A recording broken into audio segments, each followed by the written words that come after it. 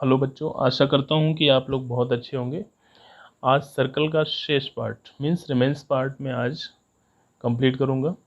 यहाँ देखिए बेटा कि एक साइक्लिक क्वाड्रिलेटरल की बात हो रही है। साइक्लिक क्वाड्रिलेटरल होता क्या है, तो मैं आपको बता दूं कि साइक्लिक क्वाड्रिलेटरल का मतलब है कि एक ऐसा क्वाड्रिलेटरल जिसके अपोजिट एंगल का सम 180 डिग्री हो। जैसे सपोज दैट ये मैंने एक क्वाड्रिलेटरल फॉर्म कर दिया, आप देख सकते हैं एक क्वाड्रिलेटरल है जैसा ए बी सी और डी। मैंने यहाँ पर इसे भी मिला दिए हैं। आपका ए बी सी डी एक क्वाड्रिलेटरल फॉर्म हो गया और ये क्वाड्रिलेटरल एक साइक्लिक क्वाड्रिलेटरल है।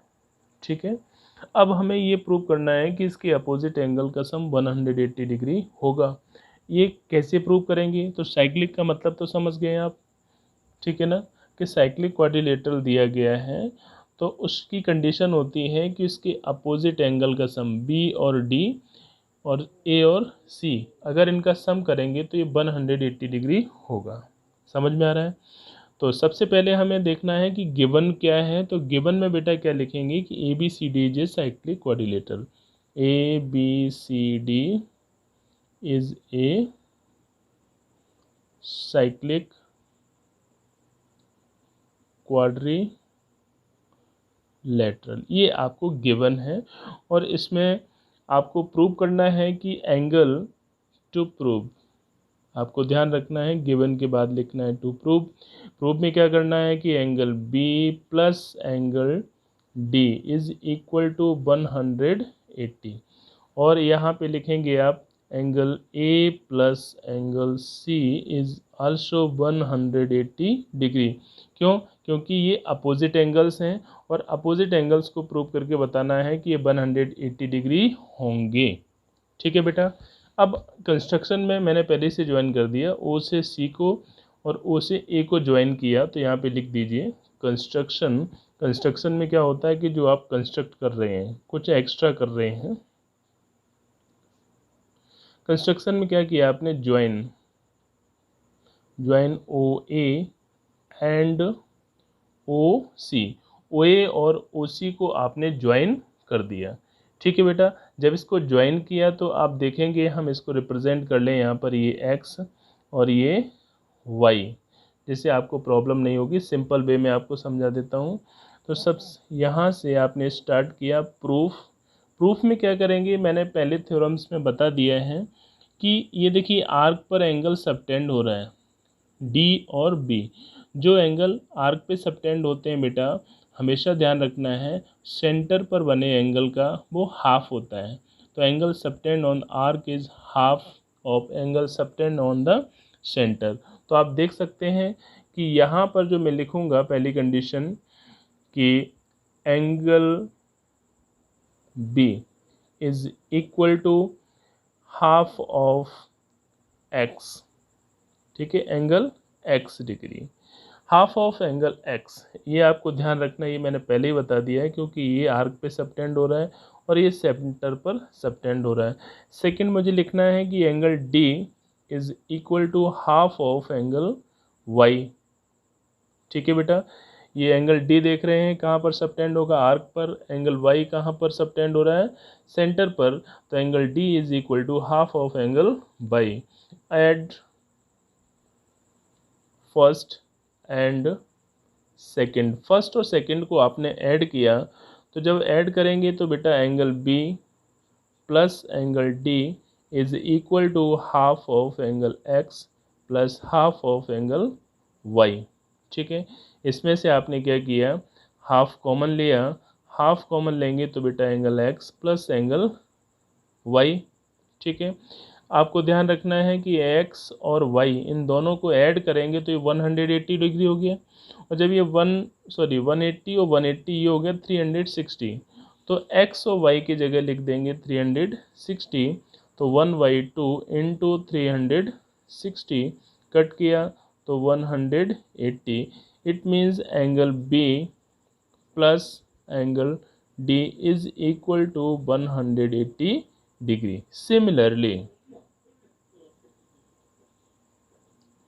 Similarly angle A plus angle C is equal to 180 degree.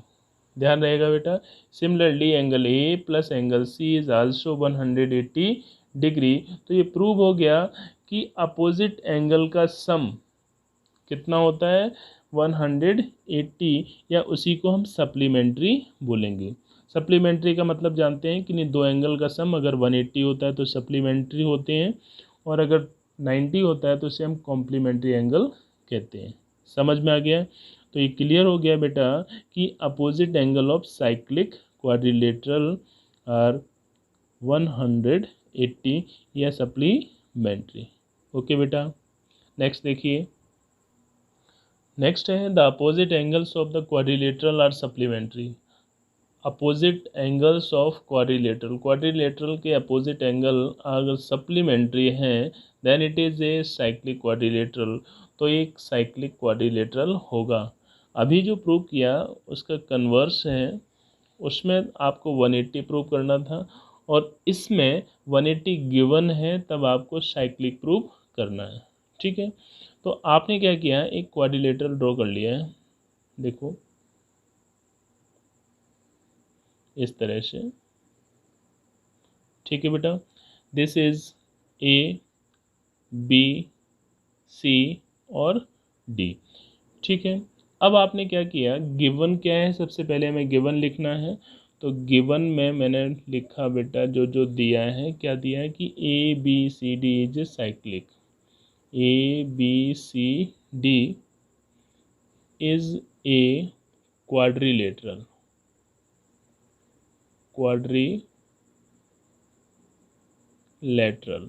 ये इसमें गिवन है कि ए बी सी डी एक क्वाड्रिलेटरल है। ठीक है, और क्या गिवन है कि इसके एंगल जो है सप्लीमेंट्री हैं, तो angle A plus angle C is equal to 180 degree. Second इसमें गिवन है एंगल ए और एंगल सी। सेकंड बेटा इसमें ये भी गिवन है कि angle B plus angle D is equal to also 180 degree. समझ गए? अब मुझे प्रूव क्या करना है कि ये आपका साइक्लिक क्वाड्रिलेटरल होगा। तो मैंने क्या किया, सबसे पहले आपको मालूम है टू प्रूव लिखना है, टू प्रूव में क्या लिखना है, A B C D is a cyclic quadrilateral. ठीक है बेटा, A B C D is a cyclic quadrilateral. अब इसके बाद आपने देखा कि A B C D cyclic quadrilateral है, तो अब हमें करना क्या है, यहाँ पर कंस्ट्रक्शन भी करना पड़ेगा। तो कंस्ट्रक्शन में आपने क्या किया कि ज्वाइन, क्या करेंगे, ज्वाइन बी सी डैश, इसको मान लिया मैंने सी डैश। ठीक है, इसको ज्वाइन कर दिया।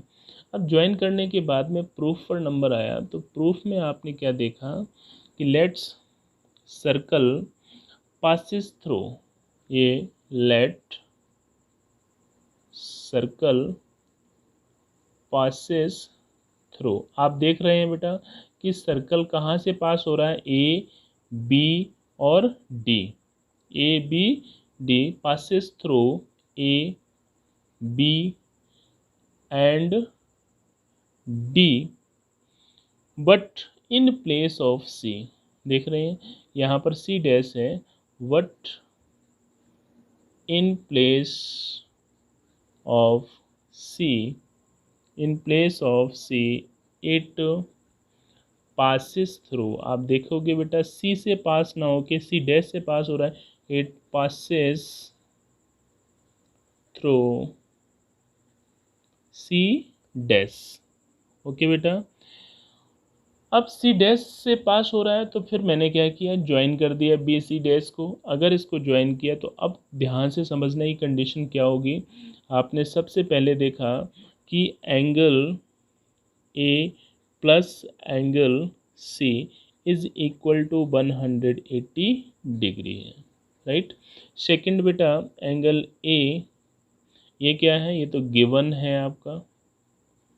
Second angle A plus angle B C dash D is equal to 180 degree.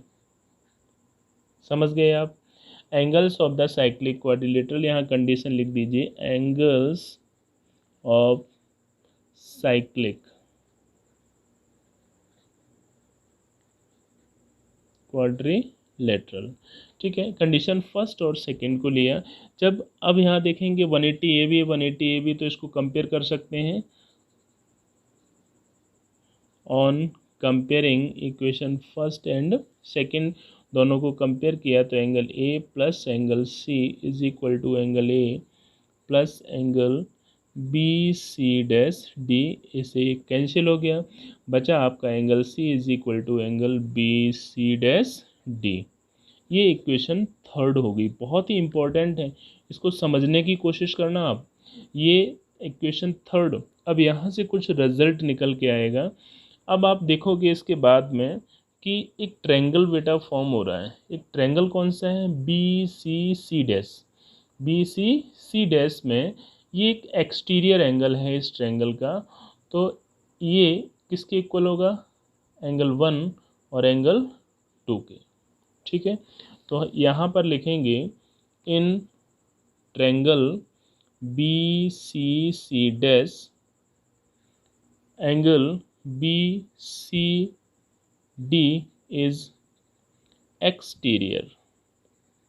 कैसा ये एक्सटीरियर है, तो आप बेटा यहाँ लिख सकते हो कि angle B C dash D is equal to angle 1 plus angle 2, right. और ये इक्वेशन होगी आपकी कौन सी, फोर्थ। अब इसे फोर्थ आप देख सकते हैं कि इक्वेशन फोर्थ ना लिख के अभी इसको हमने लिख दिया कि ये आपका एक्सटीरियर है, इन दोनों के इक्वल होगा।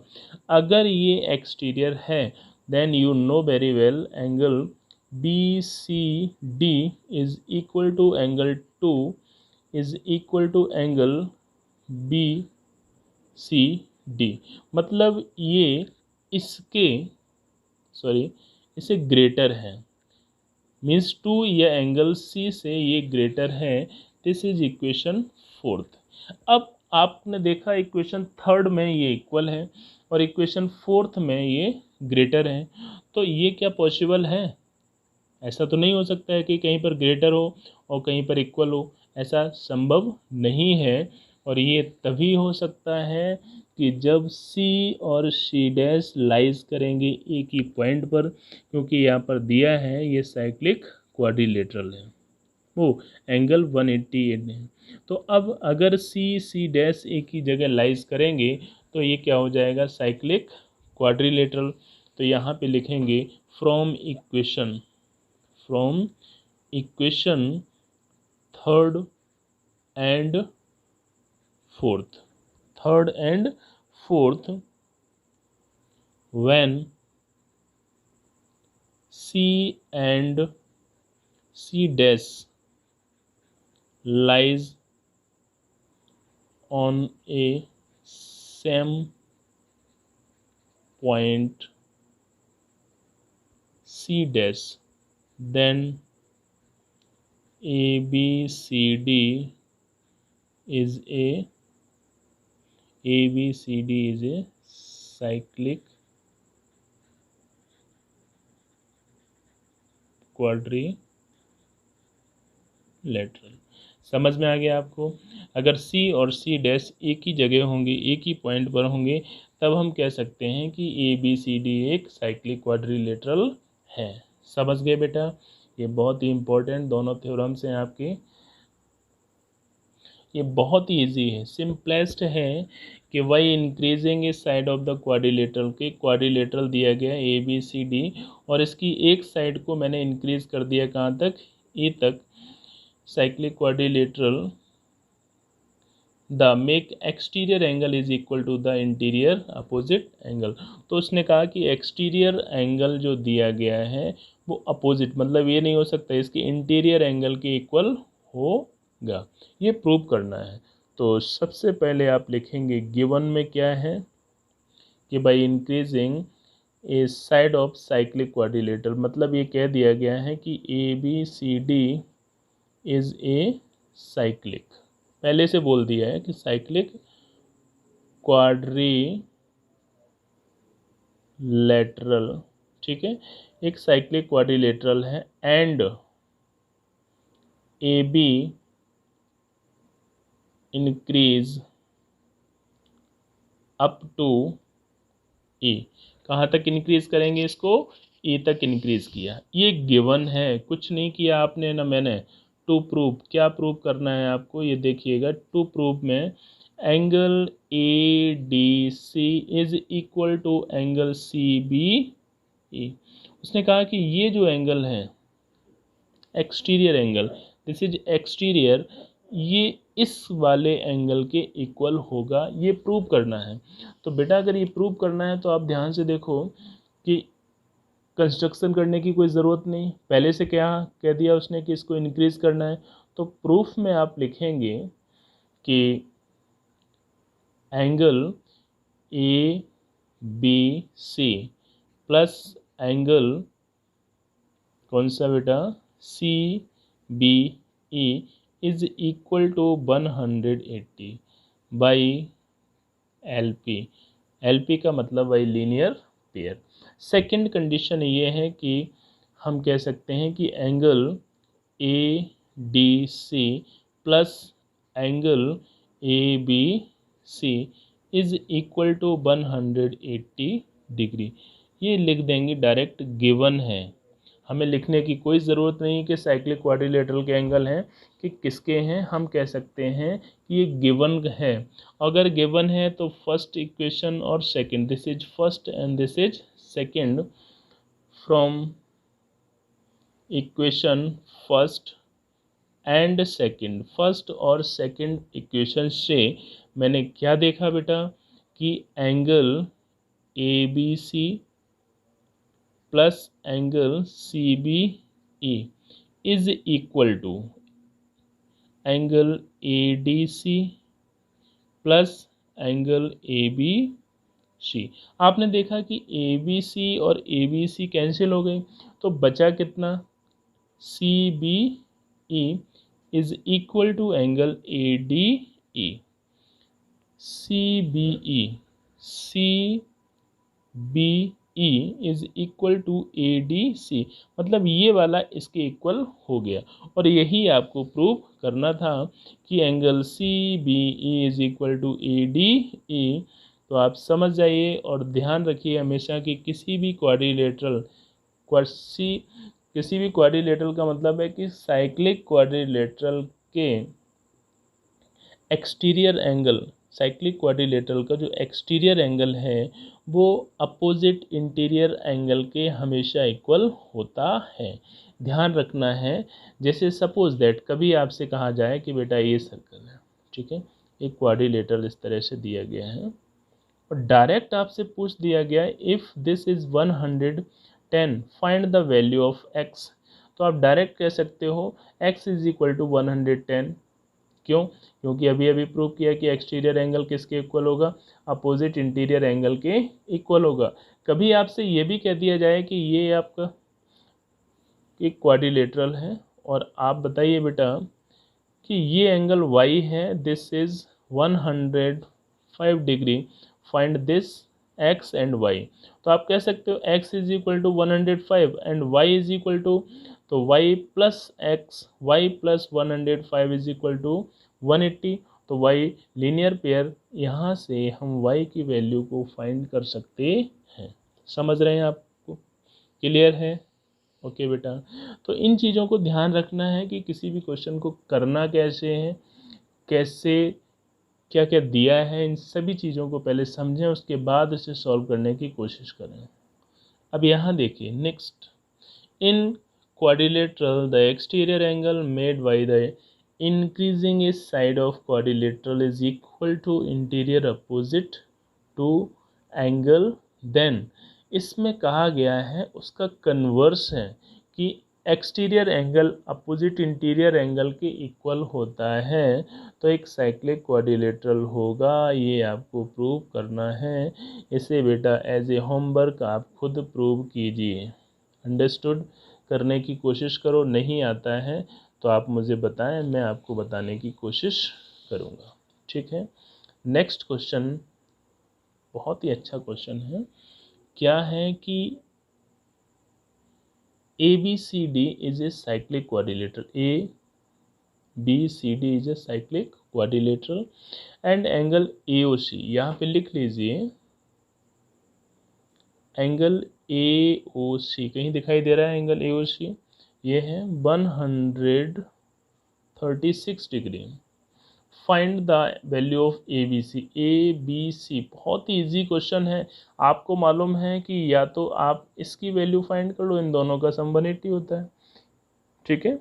और आपको मालूम है यही सबसे इजी रहेगा आपके लिए कि angle D is equal to half of angle AOC।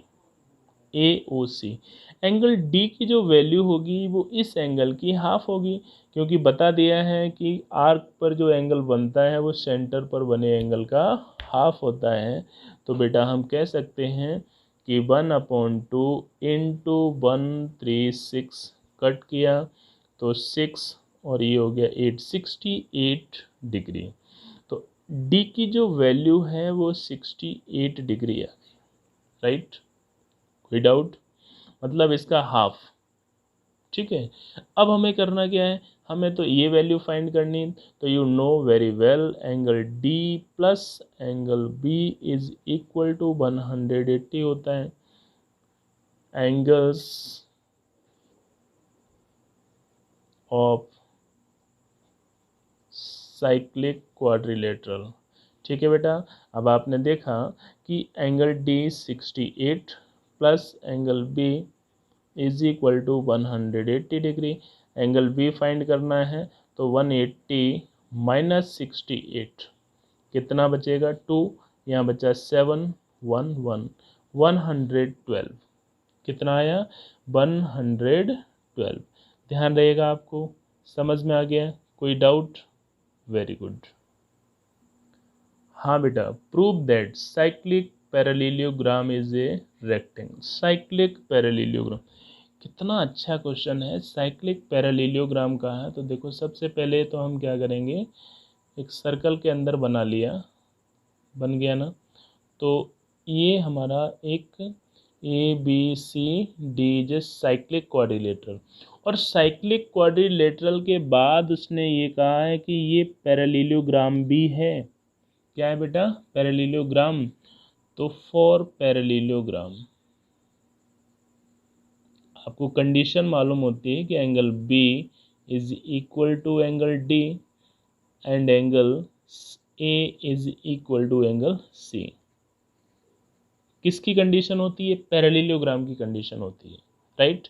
और यहाँ पर साइक्लिक पैरेललोग्राम कहा गया है तो आप लिख सकते हैं कि angle B plus angle D is equal to 180। यहाँ पे लिखेंगे साइक्लिक क्वाड्रिलेटरल। फिर angle B is equal to angle D। This is first and this is second. Angle B और एंगल D बेटा अगर इक्वल हैं then we can say angle B is equal to angle D is equal to 90 degree. Similarly क्या होगा? Similarly angle A is equal to angle C is also 90 degree. 90 degree. और अगर किसी भी quadrilateral के सभी एंगल 90 डिग्री हैं, किसी भी क्वाड्रिलेटरल के सभी एंगल 90 डिग्री के हैं तो वो आपका रेक्टेंगल होगा। अंडरस्टूड? क्योंकि here all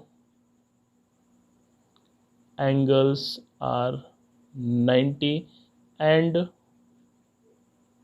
opposite sides are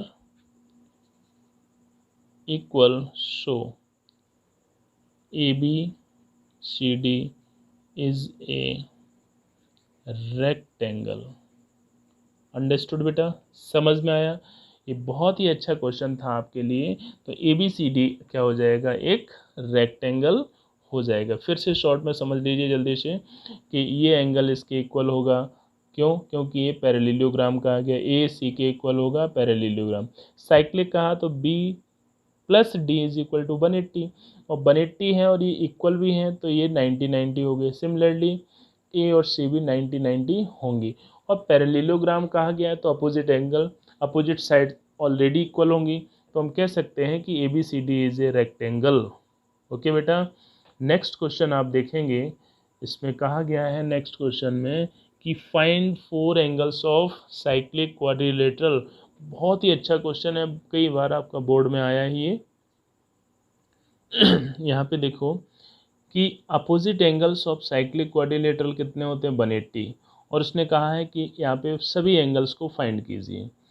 तो angle A plus angle C कितना, 180, और इसकी value Y plus 2Y is equal to 180। तो लिख सकते हैं 3Y इज इक्वल टू 180। तो Y की वैल्यू बेटा कितनी, 60। अगर Y 60 है तो angle A is equal to Y equal to 60। इसी तरह से angle C is equal to 2Y is equal to 2 into 60 कितना हुआ, 120 डिग्री। अंडरस्टूड। अब चलते हैं angle B plus angle D, ये भी 180 होगा। वैल्यू पुट कर दीजिए, B की 3x है और इसकी 2x है, कितना हुआ 180। तो यहाँ देखेंगे ये हो गया 5x is equal to 180। Now x is equal to बेटा 36 डिग्री, कैंसिल कर दीजिए, 36 आ जाएगा। हमें वैल्यू फाइंड करनी है सभी की, तो ये है angle B is equal to 3x means 3 into 36, we can say 108 degree. Understood. Next मुझे फाइंड करना है एंगल D, और एंगल D निकालेंगे बेटा तो ये निकलेगा 2x means 2 into 36 is equal to 72 degree. Understood. तो आप देख रहे हैं यहाँ पर A की वैल्यू निकली, आपने C फाइंड कर लिया, आपने B फाइंड कर लिया, D फाइंड कर लिया। इस तरह से सभी एंगल्स फाइंड हो गए हैं। क्लियर?